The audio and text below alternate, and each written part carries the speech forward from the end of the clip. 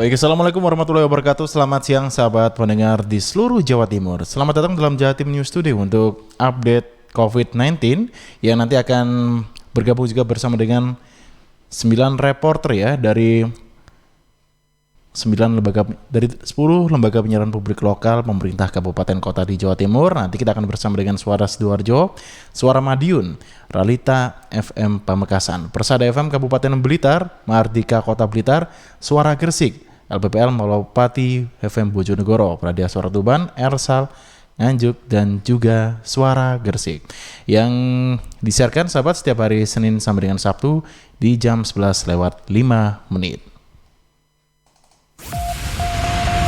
Rangkuman kabar update penanganan COVID-19 untuk regional Jawa Timur segera sahabat simak dalam update COVID-19.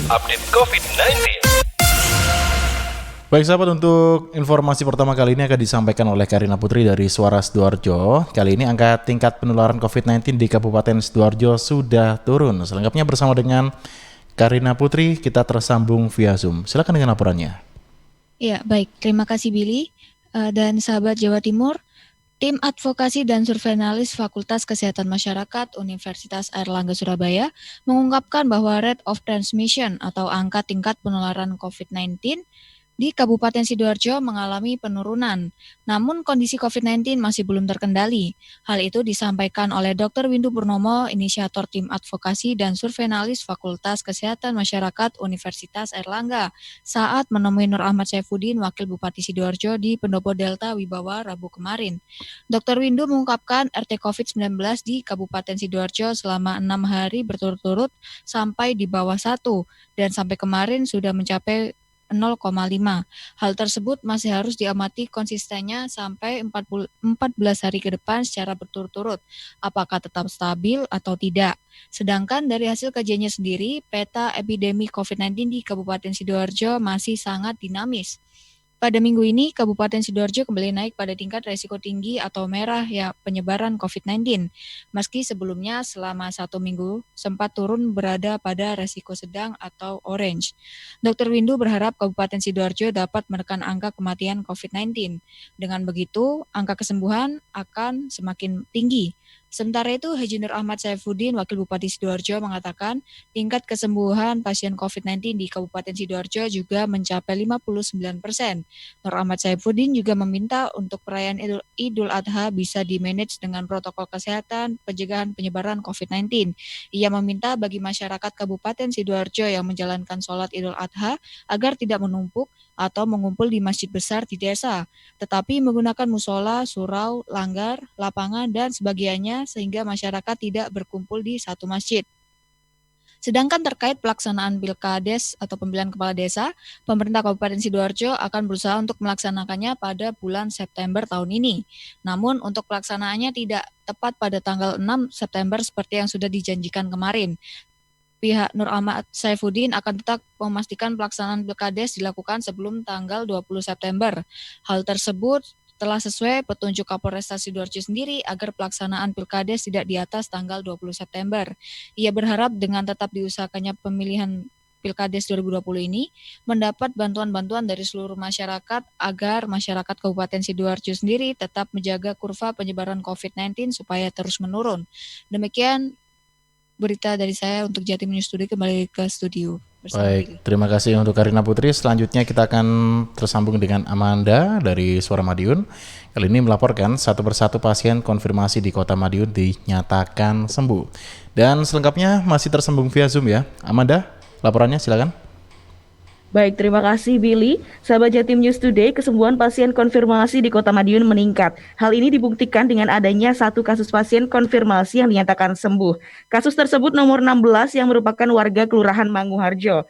Berdasar rilis pemerintah Kota Madiun melalui Dinas Kominfo setempat, hasil swab test terakhir kasus nomor 16 keluar Rabu 29 Juli 2020 dan terbukti negatif. Kasus nomor 16 ini berinisial SMA, 39 tahun, berjenis kelamin perempuan, dan terkonfirmasi COVID-19 pada 6 Juli. Riwayat sebelumnya yakni mendatangi acara pemakaman keluarga di Desa Sambirjo, Mantingan Ngawi pada 1 Juni lalu. Di acara tersebut banyak keluarga dari luar kota lainnya. Setelah 3 orang anggota keluarga di Ngawi terkonfirmasi positif, pelacakan langsung dilakukan pada anggota keluarga yang datang melayat tersebut, termasuk SMA, suami dan 2 anaknya. Suami menyusul terkonfirmasi positif sehari setelah SMA. Pasutri tersebut lantas menjalani isolasi di RSUD Dr. Sudono, Madiun. Selanjutnya sang suami lebih dulu sembuh disusul kesembuhan SMA. Tim tak hanya melakukan penanganan kepada yang bersangkutan, namun juga melakukan penyemprotan disinfektan di lingkungan rumah Pasutri tersebut dan pada kasus-kasus yang lain. Sahabat, informasi sesuai dashboard.madiunkota.go.id, persebaran COVID-19 di Kota Madiun per tanggal 29 Juli 2020, terdata pasien suspek sebanyak 4 orang, pasien konfirm sebanyak 27 orang, dan sembuh sebanyak 16 orang. Amanda, Radio Suara Madiun melaporkan untuk Jatim News Today. Kembali ke studio. Baik, terima kasih Amanda atas laporannya dan selanjutnya kita akan bergabung bersama dengan Kemal Sugianto dari Realita FM Pamekasan. Kabupaten Pamekasan belum bisa new normal. Tingkat penularan COVID-19 juga dinilai masih tinggi. Dan selanjutnya masih tergabung via Zoom ya bersama dengan Kemal Sugianto. Silakan laporannya. Iya, terima kasih Billy Patopo. Kabupaten Pamekasan masih belum bisa melakukan new normal sebab tingkat penularan pandemi COVID-19 di kabupaten ini masih cukup tinggi. Salah satu faktornya adalah masyarakat yang tidak mematuhi protokol kesehatan. Nanang Suryanto selaku Kepala Bidang Pencegahan dan Pengendalian Penyakit Kabid P2P Dinas Kesehatan Dinkes Pamekasan mengatakan, dari indikator-indikator yang ada dan seharusnya dipatuhi oleh seluruh masyarakat, tingkat penularannya masih tinggi, sehingga Pamekasan masih belum bisa memasuki new normal. Dr. Nanang menyampaikan upaya yang dilakukan oleh Dinas Kesehatan yakni mengedukasi dan mengarahkan masyarakat lebih ketat lagi agar mematuhi protokol kesehatan demi memutus dan cepat mengakhiri penularan pandemi COVID-19 di Kabupaten Pamekasan. Saya Kemal Sugianto dari Realita FM Pamekasan, kembali ke Billy. Baik, terima kasih untuk laporannya tadi bersama dengan sahabat-sahabat dari Realita Pamekasan. Kemudian kita akan bergabung dengan sahabat-sahabat dari Persada FM Kabupaten Blitar. Kali ini bersama dengan Risma Erina. Kasus COVID-19 bertambah, pemerintah Kabupaten Blitar terapkan operasional destinasi wisata mengacu pada peta persebaran satuan tugas. Risma Erina, silakan dengan laporannya. Ya baik, pemerintah Kabupaten Blitar melalui Dinas Pariwisata, Budaya, Pemuda, dan Olahraga ini telah menerapkan jam operasional destinasi wisata yang harus mengacu pada peta sebaran satuan tugas corona terbaru. Langkah ini diambil karena memang jumlah pasien positif COVID ini terus bertambah. Kepala Bidang Pemasaran Pariwisata dan Ekonomi Kreatif Disparbudpora Kabupaten Blitar, Agus M. Setiawan mengatakan, hasil kesepakatan bersama hingga kini masih ada 10 tujuan wisata yang diperbolehkan untuk menerima pengunjung. Namun dengan catatan harus memprioritaskan protokol kesehatan secara ketat. Selain itu, jam operasional wisata juga harus memperhatikan perkembangan peta sebaran kasus COVID. Artinya, jika destinasi wisata berada di wilayah zona merah, maka pengelola wajib menutup sementara sampai berubah menjadi zona hijau. Ia berharap penerapan metode ini bisa membantu untuk menahan laju perkembangan virus corona. Dan update persebaran COVID-19 di Kabupaten Blitar pertanggal 29 Juli 2020, ini terdapat penambahan 21 konfirmasi positif. 9 konfirmasi positif ini merupakan klaster baru, yakni klaster touring atau Moge yang berasal dari Kecamatan Doko, Resap, Obo, Kalimanis. Sementara 4 konfirm merupakan klaster RSUD Ngudi, Waluyo-Wlingi yang berasal dari Kesamben, Selopuro, Garum, dan Nglego. 2 konfirmasi dari Binangun, 2 konfirmasi dari Talun, 1 dari Wonorejo, 1 dari Kristik Gandusari, 1 dari Sutojayan, dan 1 konfirmasi dari Garum. Demikian saya Risma Erina, LPPL Radio Persada FM Kabupaten Blitar melaporkan untuk Jatim News Today. Baik, terima kasih Risma Erina. Selanjutnya sahabat kita ke Kota Blitar. Kali ini bersama dengan Kirana Nisa dari Mardika FM Kota Blitar. Update COVID-19 di Kota Blitar 29 Juli 2020, terdapat 3 pasien sembuh dan 4 kasus terkonfirmasi baru. Silakan Kirana Nisa dengan laporannya. Jumlah kasus konfirmasi positif COVID-19 di Kota Blitar bertambah 4 orang, Rabu 29 Juli 2020. 1 dari 4 pasien itu meninggal dunia Selasa malam 28 Juli 2020 di Rumah Sakit Rujukan COVID-19 Malang. Muhammad Muklis, juru bicara gugus tugas percepatan penanganan COVID-19 Kota Blitar mengatakan, 1 pasien baru COVID-19 yang meninggal dunia ini adalah laki-laki usia 59 tahun asal Kelurahan Tanjung Sari, Kecamatan Sukorejo yang berprofesi sebagai tenaga medis. Pasien memiliki riwayat penyakit hipertensi dan gangguan jantung. Pada 24 Juli 2020, pasien mengeluhkan demam dan sesak lalu menjalani rapid test dengan hasil non-reaktif. Selasa pagi 28 Juli 2020, pasien kemudian berobat ke salah satu rumah sakit swasta di Malang. Pasien langsung mengikuti pemeriksaan swab dengan hasil positif virus corona. Yang bersangkutan kemudian dirujuk ke rumah sakit rujukan COVID-19 di Malang, namun Selasa malam meninggal dunia. 1 pasien konfirmasi baru lainnya yaitu perempuan berusia 36 tahun asal Kelurahan Gedok, Kecamatan Sananwetan, merupakan pindahan dari kasus orang dalam pemantauan ODP. Pasien memiliki faktor resiko tinggi terpapar COVID-19 karena suami bekerja di Malang dan setiap hari pulang ke rumah. Tanggal 24 Juli 2020, pasien berobat ke rumah sakit rujukan COVID-19 di Kota Blitar dengan keluhan batuk, pilek, dan sesak. Hasil swab keluar Selasa 28 Juli 2020 dengan hasil positif dan sekarang yang bersangkutan melakukan isolasi mandiri. Sedangkan 2 pasien baru lainnya merupakan pindahan OTG yang memiliki kontak erat dengan pasien COVID-19 sebelumnya dari Kelurahan Gedok dan Karangtengah. Sedangkan kasus hari ini ada tambahan 4 orang. Total jumlah kumulatifnya sampai hari ini adalah 40 orang. Dalam rilisnya di Mardika FM, Muklis juga menyampaikan adanya 3 pasien positif COVID-19 dinyatakan sembuh. Ketiganya merupakan pasien dengan riwayat kontak erat kasus konfirmasi Kelurahan Karangtengah. Kirana Nisa, Mahardika FM. Baik, terima kasih untuk laporannya Kirana Nisa. Dan selanjutnya kita akan bergabung bersama dengan Mahruzar Iskandar dari Suara Gresik. KS Bangpol Gresik persiapkan Pilkada 2020 di masa pandemi COVID-19. Selengkapnya bersama dengan Mahruzar Iskandar. Menjelang Pilkada Kabupaten Gresik yang berlangsung tanggal 9 Desember 2020, Kantor Kesatuan Bangsa dan Politik sesuai Peraturan Menteri Dalam Negeri Nomor 61 Tahun 2011 memiliki kewajiban untuk melakukan pemantauan dan pelaporan politik di daerah. Darman, selaku Kepala Kantor Kesbangpol Kabupaten Gresik, mengatakan di masa pandemi COVID-19, Pilkada akan tetap dilaksanakan dengan menerapkan protokol kesehatan. Peran Kesbangpol untuk sukses Pilkada ini ada 4 hal. Yang pertama, Kesbangpol harus mampu mengambil peran strategis di tengah pandemi COVID-19 ini.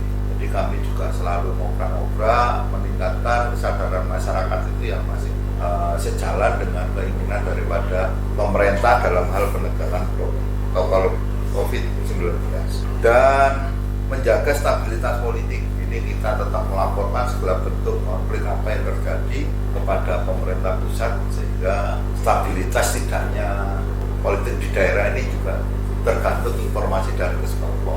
Deteksi dini potensi konflik yang ada ini kami sudah melakukan juga dengan pihak kejaksaan dan tim DU yang kita bentuk dengan pihak kepolisian, pihak kejaksaan untuk menangani suatu permasalahan. Dan sosialisasi aktif sudah kami lakukan terus tiada hentinya, tiada menyerah kami sehingga nantinya kita harapkan Pilkada 9 Desember 2020 ini dapat meningkat. Darman juga berharap semoga Pilkada 2020 dapat berjalan lancar dan peran masyarakat sebagai pemilih dapat meningkat. Mahruzar Iskandar melaporkan dari Suara Gresik untuk Jatim News Today. Baik, terima kasih Mahruzar Iskandar atas informasi yang sudah disampaikan. Selanjutnya kita ke Iwan Siswoyo dari LPPL Malopati Bojonegoro. Masa pandemi COVID-19, Masjid Agung Darussalam Kabupaten Bojonegoro tetap menggelar Hari Raya Idul Adha. Selengkapnya bersama dengan Iwan Siswoyo, silakan dengan laporannya. Ya sahabat, walaupun pada masa pandemi COVID-19, Masjid Agung Darussalam Kabupaten Bojonegoro pada Hari Raya Idul Adha akan tetap menggelar sholat Idul Adha. Tetapi dalam pelaksanaan sholat, para jamaah harus mematuhi protokol kesehatan. Maimun Syafi'i, salah satu pengurus Masjid Agung Darussalam Bojonegoro mengatakan, Masjid Agung Darussalam tetap menggelar sholat Idul Adha, namun karena masih dalam masa pandemi COVID-19, para jamaah diharuskan mematuhi protokol kesehatan. Maimun Syafi'i menambahkan, sebelum masuk ke masjid, petugas keamanan akan memberlakukan protokol kesehatan secara ketat, seperti mengecek suhu tubuh tiap jamaah. Terpisah, Kepala Kemenak Bojonegoro Suhaji mengatakan, masjid diperbolehkan menggelar sholat Idul Adha dengan syarat pengurus masjid harus mematuhi protokol kesehatan dan memeriksa secara ketat suhu tubuh para jamaah. Sementara update sebaran COVID-19 di Kabupaten Bojonegoro per tanggal 29 Juli 2020 jam 6 petang, kasus konfirmasi positif dinyatakan sembuh 2 orang di Kecamatan Bojonegoro. Namun, juga ada penambahan kasus baru sebanyak 2 orang, yakni di Kecamatan Burno 1 orang, Kecamatan Trujuk 1 orang. Demikian Iwan Sesuyo LPPL Malowapati FM Bojonegoro untuk Jatim News Today. Baik, terima kasih Iwan Siswa atas laporannya. Selanjutnya untuk informasi terakhir kali ini akan disampaikan oleh Khalilul Aris dari Pradia Suara Tuban. Cegah kerumunan distribusi hewan kurban akan dilakukan selama 3 hari. Selengkapnya bersama dengan Khalilul Aris. Silakan dengan laporannya. Secara terpisah, Kepala Bagian Kesejahteraan Rakyat Kesra Seda Tuban Eko Julianto menyebutkan proses penyembelihan kurban dan distribusi daging akan dilakukan beberapa hari dengan mengoptimalkan pengiriman selama 3 hari setelah Idul Kurban, yakni di hari Tasyrik tanggal 11 hingga 13 Dzulhijjah. Tujuannya untuk memecah kerumunan penerima. Eko mengaku pihaknya juga telah memberikan buku pedoman kepada sejumlah takmir masjid. Eko menambahkan, panitia penyembelihan kurban dapat melibatkan ketua RT, RW setempat untuk distribusi daging kurban. Dengan demikian, warga tidak perlu datang ke lokasi penyembelihan. Mulai kemarin kami mengumpulkan takmir masjid di beberapa kecamatan yang secara rutin sudah menyampaikan laporan ke Basnas khususnya. Itu untuk kita berikan kait pedoman protokol kesehatan dalam rangka untuk penyembelihan hewan kurban. Saat ini masih berlangsung. Jadi hari ini gelombang kedua, kemarin gelombang pertama di lantai 3 Pemkab. Jadi kita harapkan nanti mulai pemotongan sampai dengan distribusi itu bisa diatur khususnya di 3 hari tasrek itu. Jadi 11, 12, 13 itu bisa 10, 11, 12 bisa digunakan untuk mengatur agar nanti tidak terjadi kerumunan. Untuk diketahui, beberapa ketentuan yang termuat dalam surat edaran diantaranya sholat Idul Adha dilaksanakan di masjid, tanah lapang, musola, dan tempat lain dengan menerapkan protokol kesehatan ketat. Khalilul Aris, Radio Pradia Suara untuk Jatim News Today.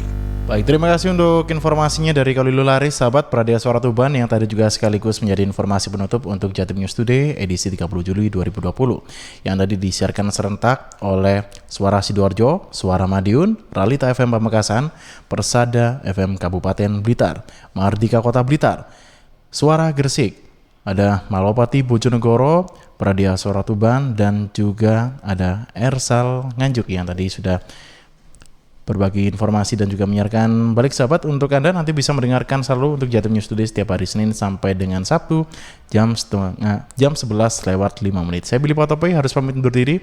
Wassalamualaikum warahmatullahi wabarakatuh. Rangkuman kabar perkembangan penanganan COVID-19 untuk wilayah regional Jawa Timur sudah sahabat simak dalam update COVID-19. Update COVID-19 bisa sahabat simak Senin sampai Sabtu jam 11 siang. Persembahan dari Asosiasi Lembaga Penyiaran Publik Lokal Jawa Timur.